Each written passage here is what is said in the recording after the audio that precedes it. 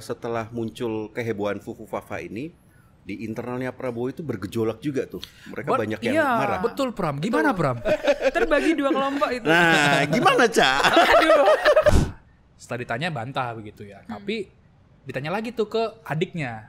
Adiknya mengakui itu punya si kakak. Nah, apa Dan banyak yang nggak proper juga ya. Iya. Di situ ya, orientasi seksual segala dipersoalkan. Jadi sekarang hubungannya tidak terlalu baik ya. Betul. Ada satu orang menteri yang kemudian diminta memikirkan exit plan soal Fufu Fafa ini. Jokowi itu meminta Prabowo untuk berpikir ulang menerima PDIP bergabung di pemerintahan begitu. Nah, Jokowi di situ bilang bahwa PDIP ini terlalu banyak maunya. Dan ini sebenarnya kepentingan ini juga sudah ketemu. Ya. PDIP kan juga sebagian itu menginginkan bergabung ke pemerintahan Prabowo Gibran.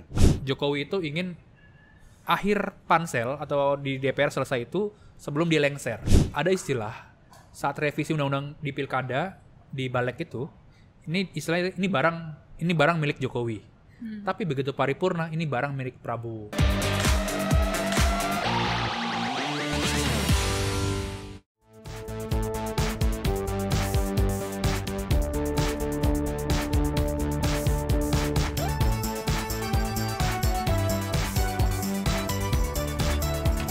Yo, jumpa lagi bersama kami di Bocoros Politik bersama saya Stefanus Pramono. Hussein Abri Dongoran. Francisca Kristirasana.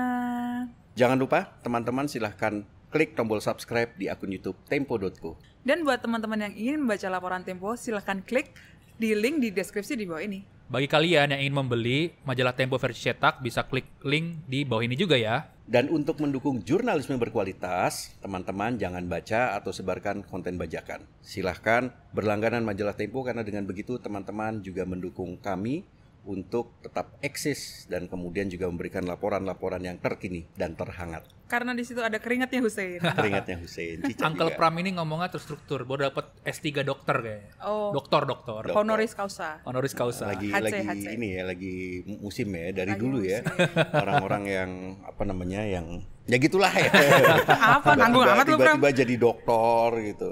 Sebelum kita mulai Pram, ada banyak pertanyaan di media sosial, kenapa Tempo tidak menyinggung atau tidak mengangkat soal politik dinasti di Terah Soekarno?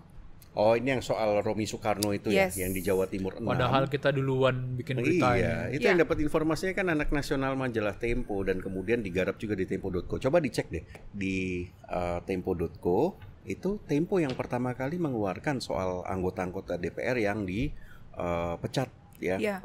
Dan termasuk juga soal Romi Soekarno, ya kan? Itu pertama kali ya kami kita dapat itu Tempo duluan yang memulai bagaimana kemudian yang namanya Sri Rahayu atau Yayu ketua DPP terus kemudian dipaksa mundur, terus kemudian Arteria Dahlan. Yang wawancara Arteria Dahlan pertama kali siapa?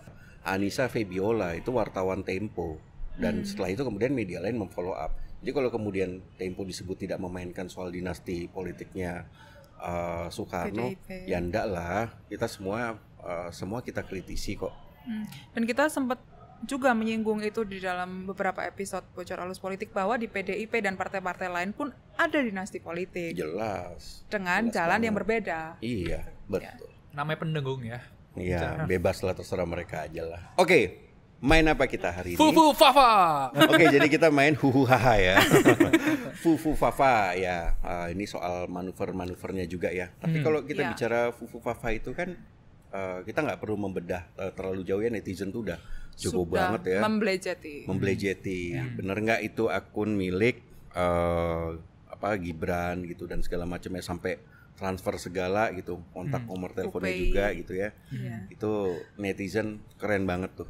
Tapi fakta yang menarik, nomor telepon itu nomor telepon yang digunakan Gibran yang kita dulu sering kontakan juga dengan Gibran. Oke. Nomor yang Emang dikirim dibales? GoPay-nya netizen dibales Oh, dulu dibales awal-awal. dulu ya. Sebelum masih jadi wali kota ya. Masih jadi wali kota. Nah, sebelumnya juga udah kita juga udah komunikasi. Gue ingat Iya. banget sebelum dia jadi wali kota pun juga udah kontakan sama dia dulu ya. Iya. Gitu loh.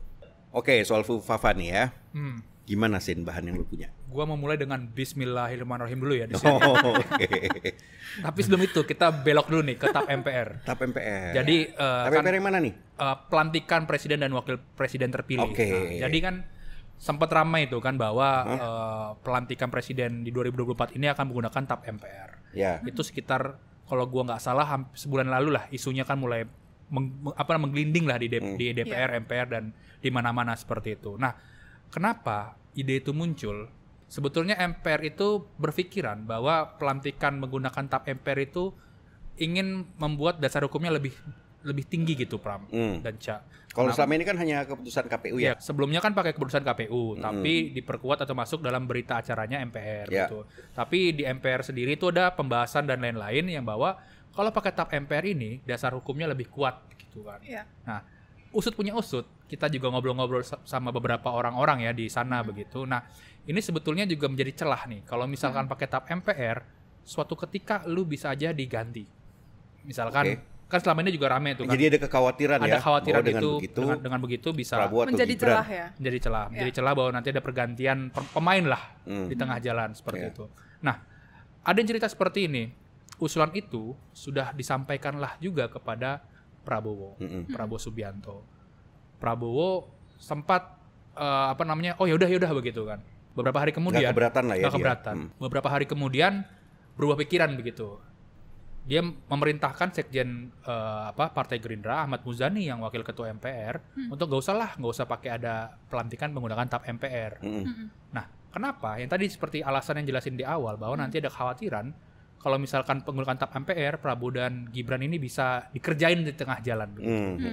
Makanya kemarin itu tanggal 24 atau tanggal 26 September ada rapat pimpinan di MPR yang menyatakan pelantikan presiden dan wakil presiden menggunakan peraturan KPU aja, nggak usah tidak menggunakan tap MPR begitu. Nah, ini kepentingan Prabowo sama Jokowi bersamaan, bersatu. Kenapa? Karena Jokowi juga khawatir kalau misalkan menggunakan tap MPR, ini banyak banget kan orang-orang kan selain DPR ada DPD juga nih memegangnya gimana nih kalau tiba-tiba ada sidang istimewa segala macam yang menggunting pasangan ini di tengah jalan. Bukan hanya menggunting, jangan-jangan nanti yang satu ditinggalkan, satu tetap maju begitu. Itu ada khawatiran seperti itu.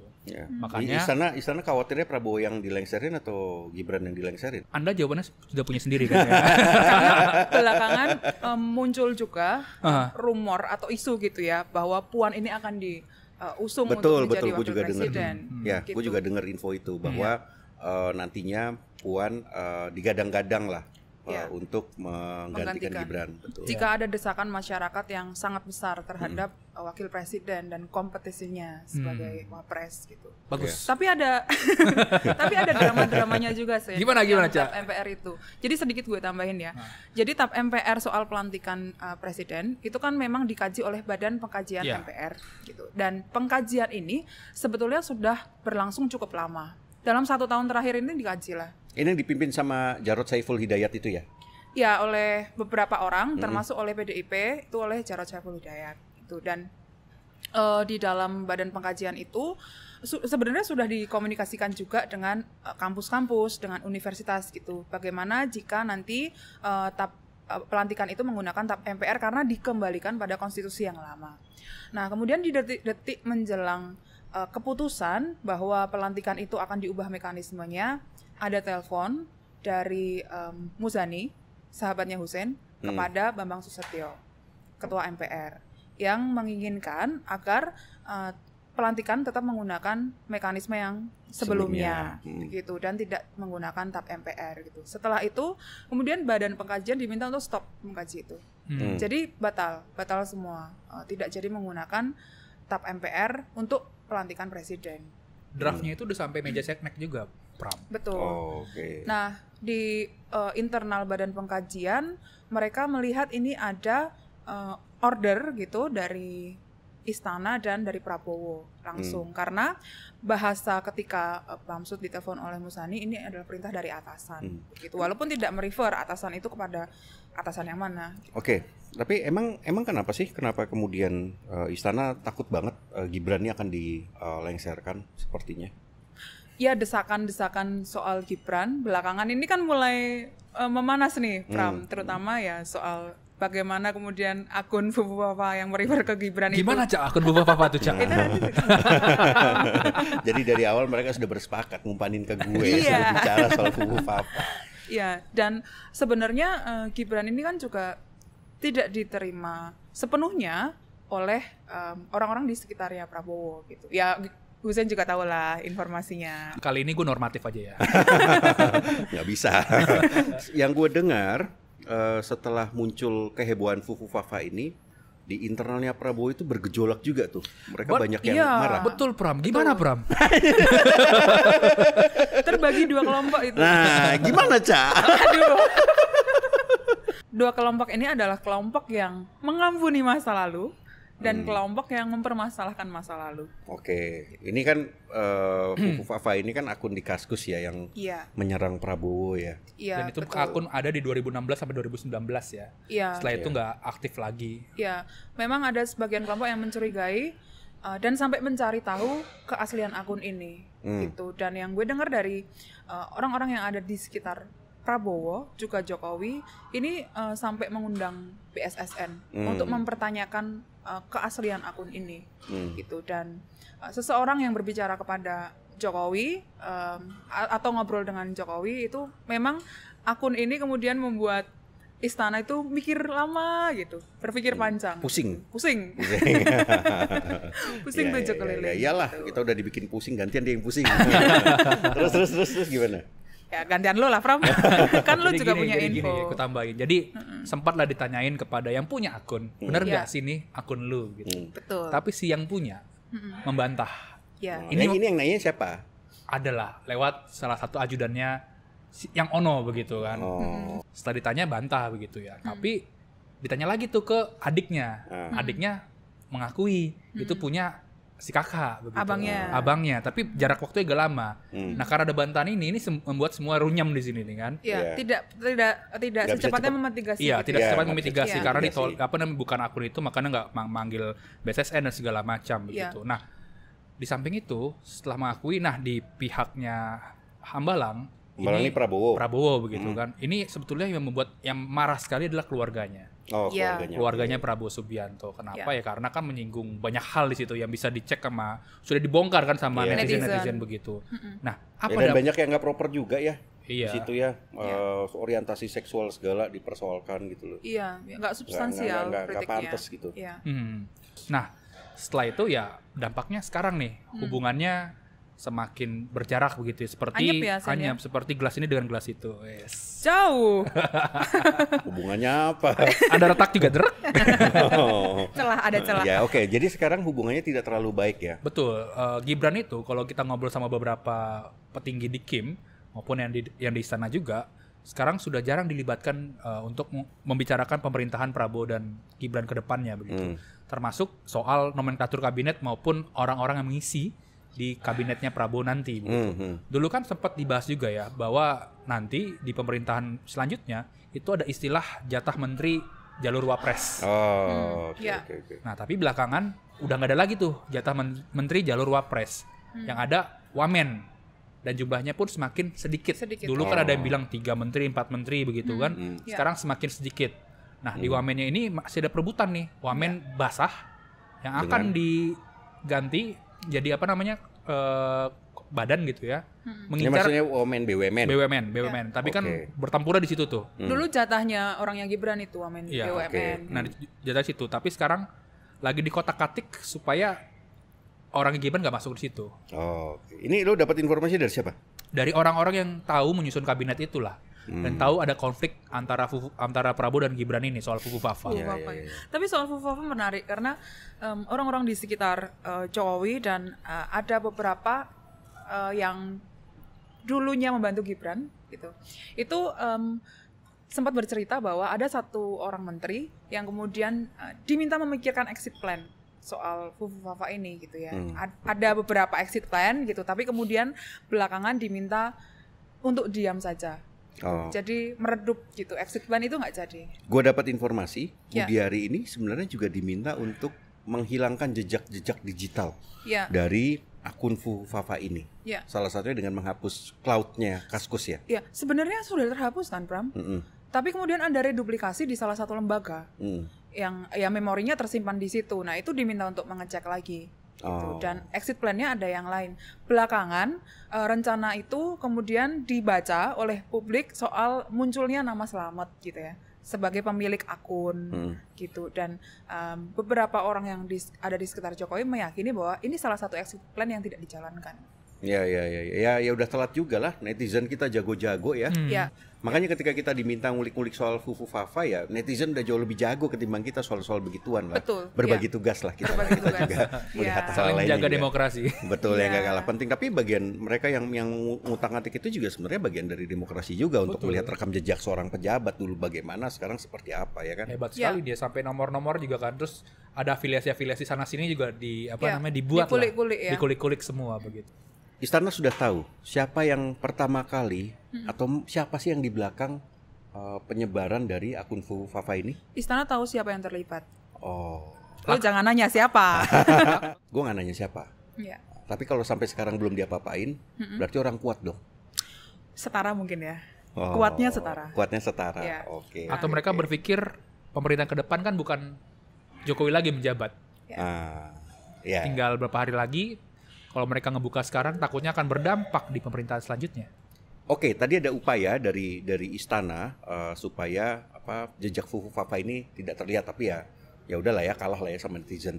Nah, tapi ada juga upaya dari, yang gue dengar ada upaya lain dari Jokowi untuk melindungi Gibran, itu yang terutama terkait dengan PDIP. PDIP. Benar Iya, nggak tuh? Betul. Iya. Siapa mau ngomong? Gua aja deh. Nah, silahkan. Soalnya kan yang hubungannya. aman aja lo ya, enak lo ya. Pasti. Jadi gini, Jokowi itu meminta Prabowo untuk berpikir ulang menerima PDIP bergabung di pemerintahan begitu. Nah, ada seorang petinggi di Demokrat cerita ucapan itu Lontar. bahasa itu terlontar oleh Jokowi kepada SBY. Oh, waktu dia memanggil ketemu dengan SBY itu ya. Jadi ada ucapan itu dari Jokowi saat dia bertemu dengan SBY tanggal 21 September kemarin ya, waktu SBY ke istana begitu. Ada diskusi lah soal kenapa Prabowo ini membutuhkan PDIP bergabung di dalam pemerintahannya begitu. Diskusi di antara lain mungkin Prabowo ini membutuhkan stabilitas pemerintahannya begitu, makanya mempertimbangkan PDIP untuk bergabung. Nah, Jokowi di situ bilang bahwa PDIP ini terlalu banyak maunya. Terlalu banyak maunya, oke. Nah, konteksnya adalah terlalu ikut ngatur-ngatur lah, karena dia kan bergabungnya belakangan, tapi ingin ikut ngatur dan menentukan orang-orang di posisi-posisi strategis begitu. Nah, Seperti apa? ya bisa disebut di Pejaten, Kejaksaan, Oke. maupun yang di Kuningan, Menkumham. Oh, iya. Mereka pengen posisi-posisi itu ditempati oleh kader PDIP lagi ataupun orang profesional yang di-endorse oleh PDIP. Oke. Dan Jokowi tidak ingin PDIP masuk dalam kabinet. Meminta dipertimbangkan ulang. Oke. Nah, Ya. 2 hari sebelum pertemuan itu, Prabowo kan ketemu sama SBY. SBY kan di Kertanegara begitu. Di situ pun ada perbincangan soal kemungkinan PDIP bergabung dengan koalisinya Prabowo begitu. Ya kan ini kan udah bukan rahasia lagi kalau misalkan hubungan antara SBY dengan Megawati itu kan buruk ya. Ya. Tapi banyak yang bilang hubungannya tidak akan lebih buruk dibandingkan hubungan Megawati dengan Joko Widodo. Ya. Karena konteks Pilpres dan lain-lainnya begitu ya. Dan pertemuan SBY dengan Prabowo itu, Prabowo meminta SBY untuk berbicara kepada Jokowi gitu ya, untuk mendukung agar Prabowo direstui lah untuk merangkul PDIP.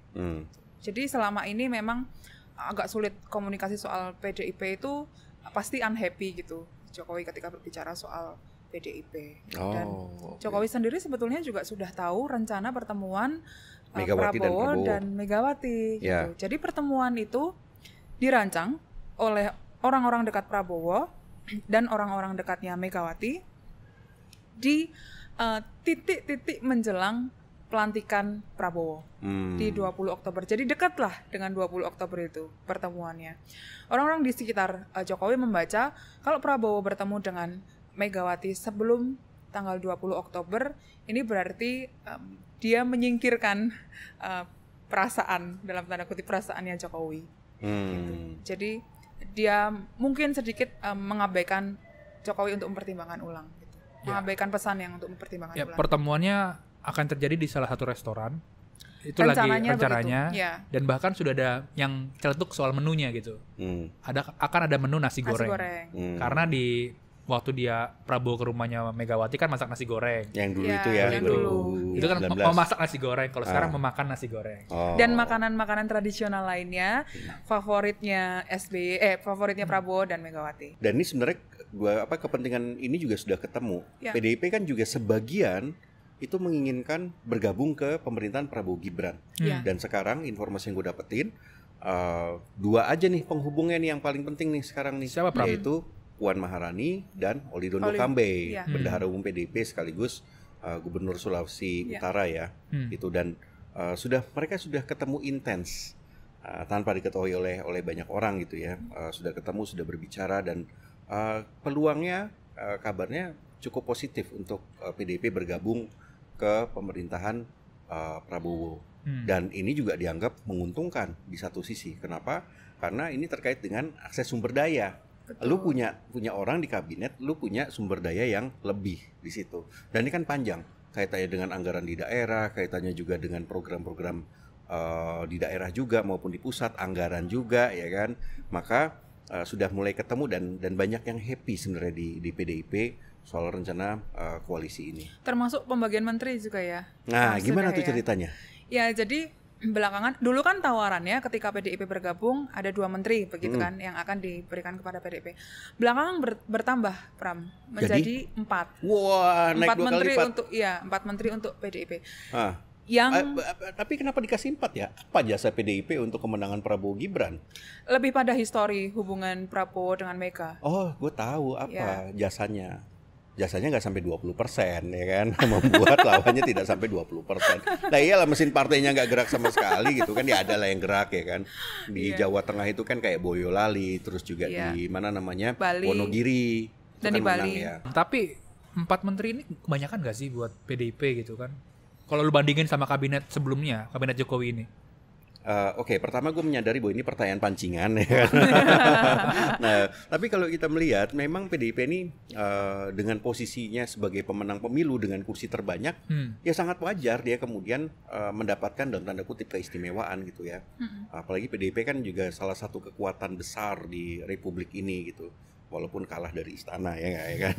Nah, tapi di situ sebenarnya kalau kita lihat pada sebelumnya pun juga mereka dapat banyak kok. Menteri aja tuh udah waktu itu berapa tuh? 5 ya kalau nggak salah ya. Ya. Yang kader PDIP nih ya. Yang Yang kader kader, PDIP. ya. Belum yang endorse. Yang di endorse atau sahabat dari Teuku Umar, ya kan tuh macam-macam tuh ada Menlu, NQ, terus Menhub. PUPR, ya kan, terus Menhub, terus terakhir juga Menkes, ya kan. Ya, BIN Ini jangan kan, lupa. iya banyak sekali belum kalau kita bicara soal Dubes. komisaris, Ya. dubes gitu. Itu rasanya sudah dapat banyak banget PDIP. Nah sekarang juga kemungkinan mereka akan kecipratan gitu loh. Gak gantian ya. Itu kan Gerindra yang menang yang nguasain semua dong. Ya, lu harus tanya ke Gerindra kalau soal itu. Atau Pak Usen punya Info. informasi lain? Next aja apa nih? Oke, balik ke istana. Bagaimana kemudian Jokowi mengamankan mengamankan Gibran, Ya. ya kan? Ini seperti apa lagi dalam pemerintahan Prabowo Gibran nantinya? Kalau yang sudah pernah kita bahas juga, Jokowi ini kan memang menaruh orang-orang dekatnya atau orang-orang yang dia percaya untuk di kabinet Prabowo selanjutnya nanti, gitu kan. Belakangan setidaknya ada 4 calon menteri yang merupakan endorse-nya Jokowi. Gitu. 4 menteri ini adalah, satu tentu saja rektor saya dulu, Pratikno. Oke. Yang kedua Kapolri yang sekarang, Jenderal Listio Listio Sigit Prabowo. Sigit. Yang gue Betul. dengar diperpanjang ya, dia Diperpanjang, setahun ya. ya kalau nggak salah ya. sampai 2-3 tahun, Oh. sampai habis masa Pensiun masih pensiunnya. lama, 3 Ya kalau tahun. nggak diganti. Ya, kan? oke. Terus. Lalu Bahlil, Bahlilah Hadalia, sahabatnya Erwan ya. betul. Yang terakhir Menkominfo, Budi Ari juga dititipkan. Oh, kemungkinan besar dia akan dipertahankan, Budi Ari Setiadi. Iya, Tapi meskipun pindah posisi menteri. menterinya belum jelas nanti apa, tapi Budi Ari salah satu orang yang dipercaya di-endorse oleh Jokowi. Dengar-dengar soal Budi Ari ini Prabowo tidak terlalu serak sebenarnya. Benar nggak sih? Ya, ada beberapa versi. Tapi Budi Ari ini juga membantu ketika dia mengumpulkan relawan-relawannya Jokowi dulu.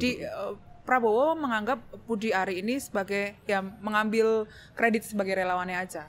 Jadi selain 4 menteri ini, sebetulnya yang soal menteri PDIP itu tadi Pram, ada satu yang sudah direstui atau di Jokowi oke lah dengan satu nama menteri itu, yakni Aswar Anas. Aswar Anas. Ya. Abdullah Aswar Anas yang dulunya orang PKB terus kemudian hijrah ke PDIP ya. Iya, kenapa kemudian Jokowi tidak menolak nama ini? Karena ya dia dekat dengan Jokowi sejak dari Bupati Banyuwangi dan tidak representatif PDIP banget gitu. Oh iya. Karena dulu dia dari PKB. Nah, salah satu yang diminta Jokowi untuk dipertimbangkan ulang adalah nama BG. Oh, Budi Gunawan. Budi Gunawan. Ya, yang karena dia akan bin ya. betul, akan menjadi salah satu calon menteri kuatnya Prabowo. Menko Polhukam. Oke, tadi manuver Jokowi sudah kita lihat ya. Pertama mengamankan Gibran, terus juga mencegah PDIP masuk, terus kemudian menyusupkan masukin orang-orangnya di kabinetnya Prabowo. Nah, apalagi yang dilakukan oleh Jokowi, manuver-manuver terakhirnya ini? Di akhir masa jabatannya, Jokowi ingin menyenangkan semua pihak atau everybody happy lah begitu. Seperti apa itu, Sin? Yang kemarin rame-rame nih soal penghapusan nama Soeharto di dalam TAP MPR 1198 gitu kan, di pasal 4-nya begitu kan. Artinya Soeharto tidak melakukan KKN karena nama Soeharto dihapus di situ. Oh. Membersihkan nama Soeharto di situ. Iya. Gimana caranya? Tanggal 18 September, fraksi Golkar di MPR itu mengirimkan surat ke pimpinan MPR. Intinya mengusulkan penghapusan pasal 4 itu karena Soeharto dianggap tidak melakukan KKN begitu, dan akhirnya dengan penuh rapat segala macam keinginan itu dikabulkan begitu. Ya, selain Soeharto dicabut juga tuh TAP MPR nomor 2 tahun 2001 tentang pemberhentian Gus Dur tuh kan. Jadi udah ada 3 TAP MPR tuh yang menghapus soal Soekarno gitu kan. Soekarno yang keterlibatan dalam PKI ya? Begitu. Soeharto konteksnya adalah tadi KKN, Gus Dur diberhentikan itu. Jadi kan 3 mantan presiden ini namanya baik lagi lah istilahnya begitu kan. Nah, ini ada kepentingan Jokowi juga dan juga kepentingan Prabowo lagi bersatu lah di sini. Jokowi ingin smooth di akhir jabatan, Prabowo ingin smooth di awal dia menjabat.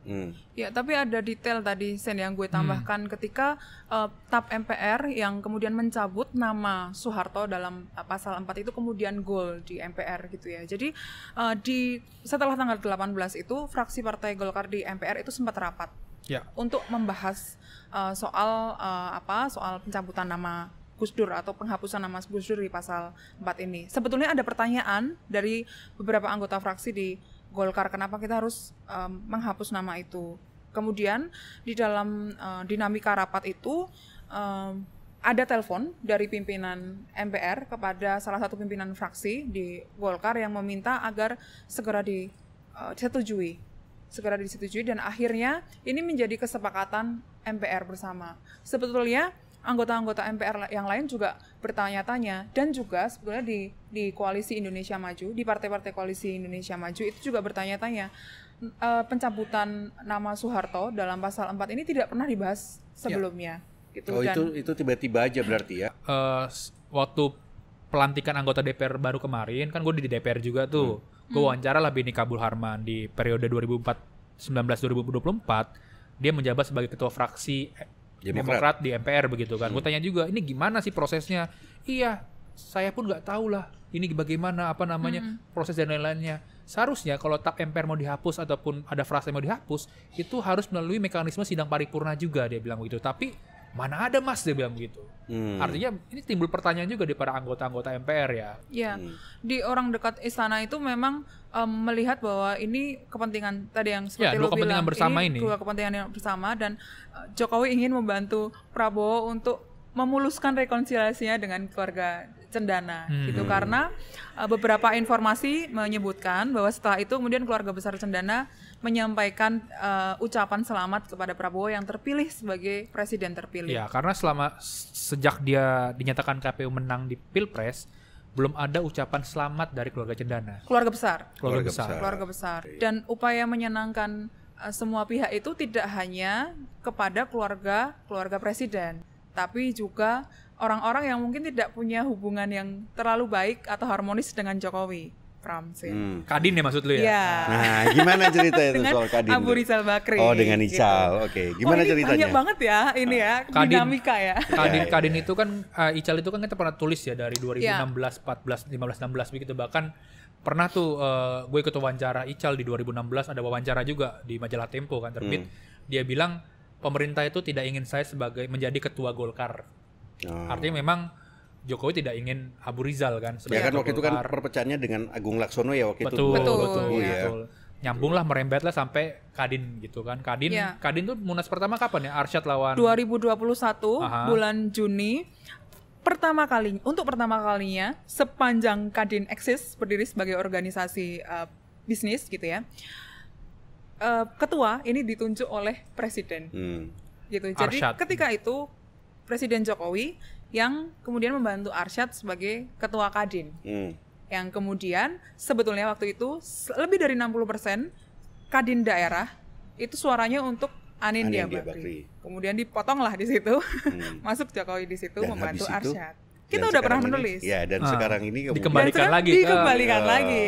Enak ya ngatur-ngatur kayak gitu ya. Iya. Tinggal tunjuk sana, tunjuk sini. Sahamnya gitu kan. milik Jokowi kan? Ya. Gitu. Jadi Arsyad ini kan membantu pemenangannya Ganjar dan Mahfud ketika 2024. Betul. Nah, menjelang masa lengser ini ada orang-orang di sekitar Kadin yang bercerita dan juga orang dekatnya Anin Dia Bakri sebetulnya, Kadin daerah gitu yang dekat dengan Anin Dia Bakri juga bercerita bahwa sebelumnya Jokowi itu sudah bertemu dengan Anin Dia Bakri dan Rosan Roslani. Oke, ketua Pertama, tim kampanye Prabowo Gibran ya. Betul.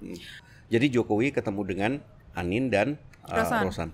Apa yang dibicarakan? Ya, pertama bertanya, apakah Anin ingin jadi menteri? Dia bisa membantu gitulah. Wih, Kemudian kayak makler aja. Ya nggak sih? dia mendukung. Mendukung. Ya. Oke. Kemudian Anin menjelaskan bahwa dia tidak boleh bapaknya jadi menteri. Tapi ada keinginan keluarga untuk mengembalikan Kadin ke Golkar atau ke Bakri.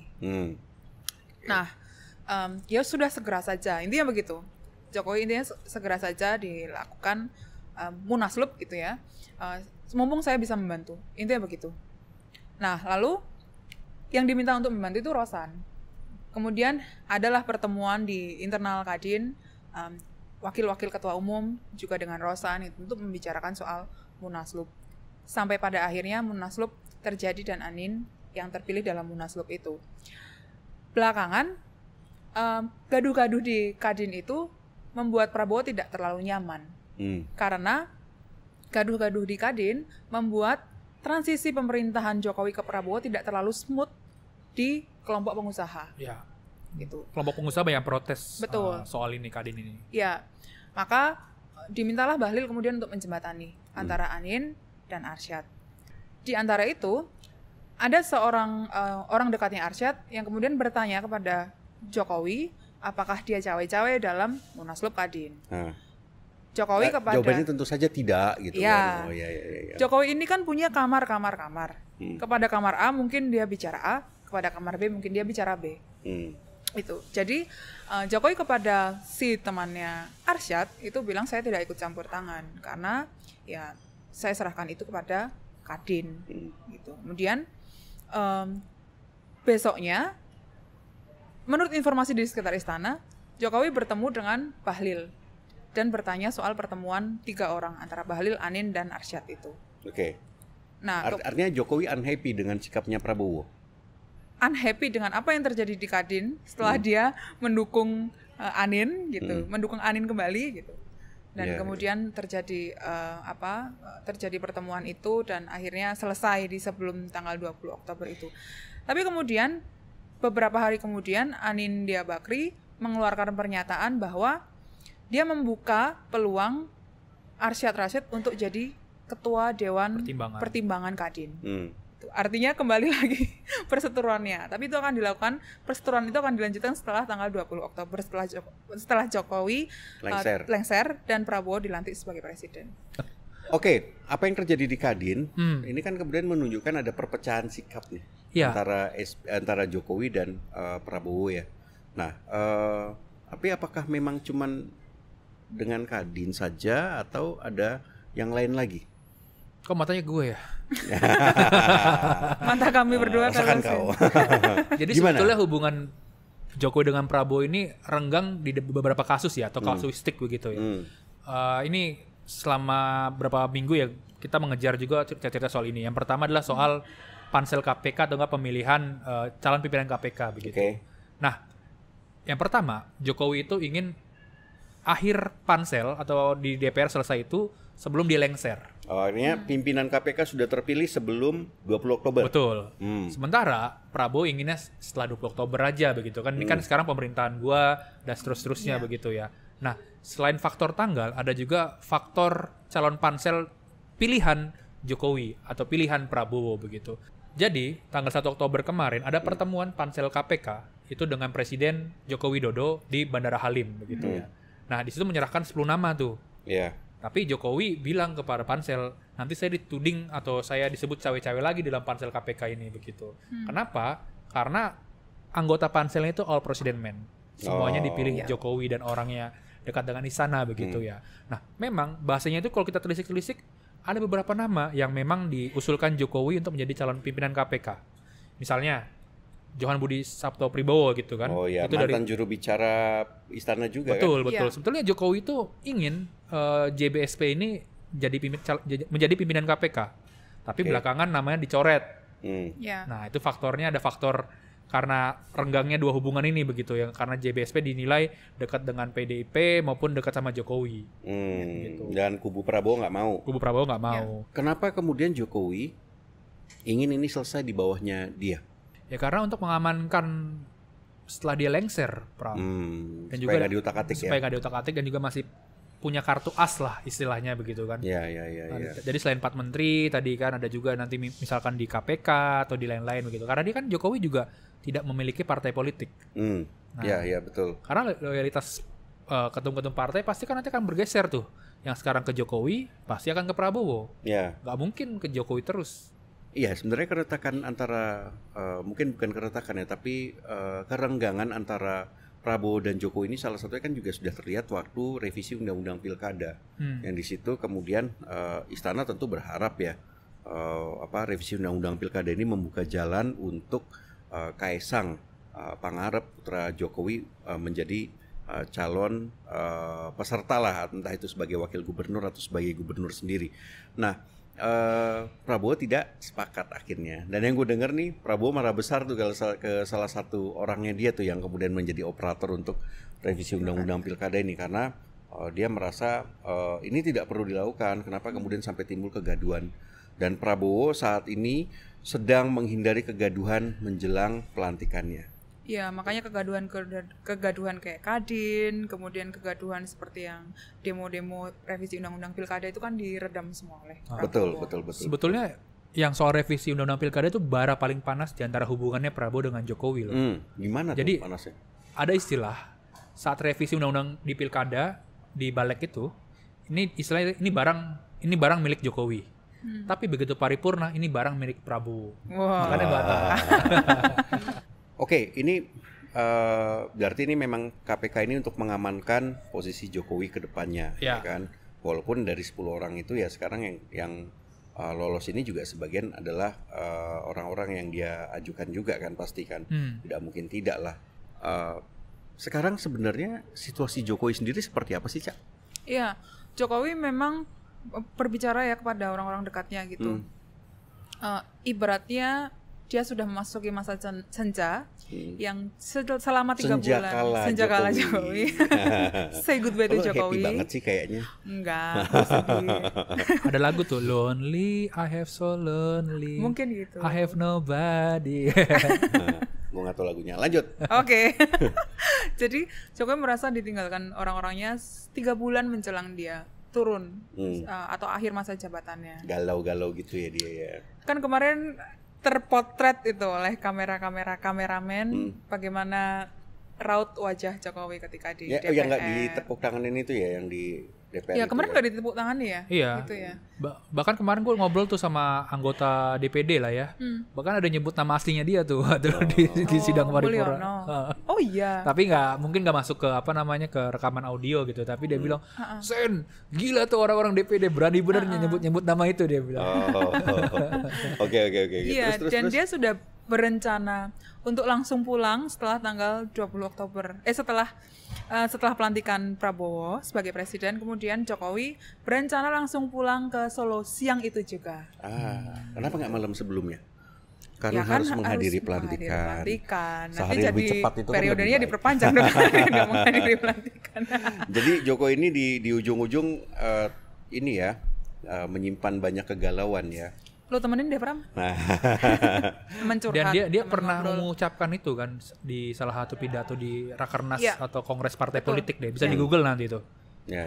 Iya. Bahwa ada sinyal orang-orang dekat mulai meninggalkan gitu dan rencananya ketika dia pulang ke Solo tanggal 20 Oktober siang itu yang menjemput adalah relawan-relawannya dia selama di Solo dulu. Oh, Sahabat-sahabat lama sahabat-sahabat lama yang setia pada Jokowi. yang setia pada Terus Jokowi. dicek komisaris gitu. juga nggak tuh setianya?